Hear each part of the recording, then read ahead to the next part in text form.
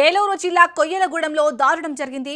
TDP నాయకుడు మదన్ రౌడీయిజానికి దిగాడు. తన తమ్ముడి తనయుడు రవితేజపై హత్యాయత్నానికి పాల్పడ్డాడు. బీరు సీసాతో రవితేజపై మదన్ దాడి చేశాడు. దీంతో రవితేజ తీవ్రంగా గాయపడ్డాడు. కోర్టులో ఉన్న సివిల్ కేసు కారణంగా దాడి జరిగిందని అక్కడి స్థానికులు చెబుతున్నారు. మదన్ రవితేజ ఇంటికి వెళ్లి సామాగ్రిని ధ్వంసం చేశాడు. పోలీసులు కేసు నమోదు చేసుకుని దర్యాప్తు చేస్తున్నారు.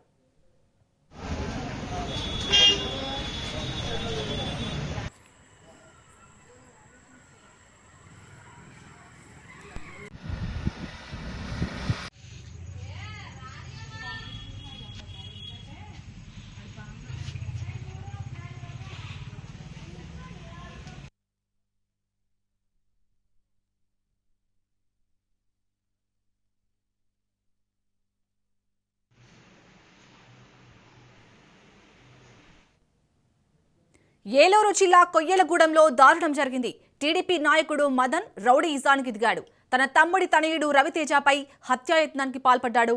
బీరు సీసాతో రవితేజపై మదన్ దాడి చేశాడు. దీంతో రవితేజ తీవ్రంగా గాయపడ్డాడు.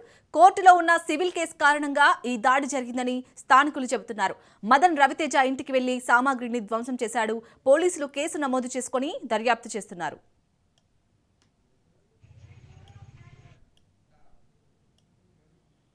రైట్, ఇదే అంశానికి సంబంధించి పూర్తి డీటెయిల్స్ ని మా కరెస్పాండెంట్ కిరణ్ అందిస్తారు. కిరణ్, అసలు ఈ దాడి జరగడానికి కారణం ఏంటి? శాలిని, ఏలూరు జిల్లా కొయ్యలగూడెంలో పరిస్థితి తీవ్ర ఉధృతంగా మారింది. టీడీపీ పోలవరం నియోజకవర్గ ప్రచార కార్యదర్శి రాచూరి మదన్ రౌడీయిజం చేస్తూ హత్యాయత్నం చేయడానికి పూనుకున్న సంఘటన చోటు చేసుకుంది. మదన్ తన తమ్ముడి కుమారుడు రవితేజను హత్య చేయాలని ప్లాన్ చేసినట్లుగా బాధితులు ఆరోపిస్తున్నారు.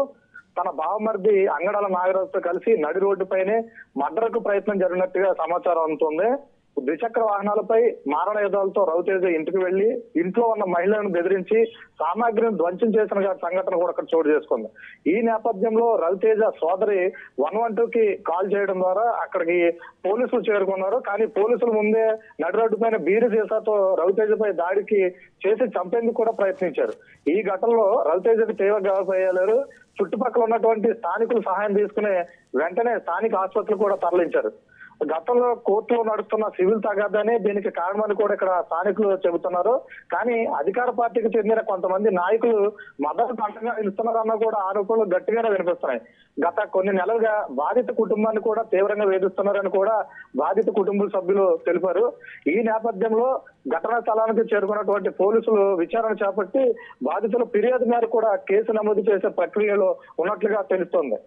ఏది ఏమైనా ఏలూరు జిల్లా కొయ్యలగూడెంలో ఒక రాజకీయ నాయకుడి రౌడీయిజం ఆరోపణలో ఇది రాజకీయ వర్గాల్లో కలకలం రేపుతుంది. శాలిని, అలాగే కిరణ్, మరి ఇక్కడ మదన్ గురించి పోలీసులు ఏం చెప్తున్నారు? మదన్ తెలుగుదేశం పార్టీలో ఒక పోలవరం ప్రచార కార్యదర్శిగా పనిచేస్తున్నారు. కొంతమంది రాజకీయ నాయకులు అండ చూసుకుని కూడా రెచ్చిపోతున్నారని కూడా ఆ బాధితులు ఇచ్చిన ఫిర్యాదుపై కూడా కేసు నమోదు చేస్తారని తెలుపుతున్నారు. Right, thank you Kiran.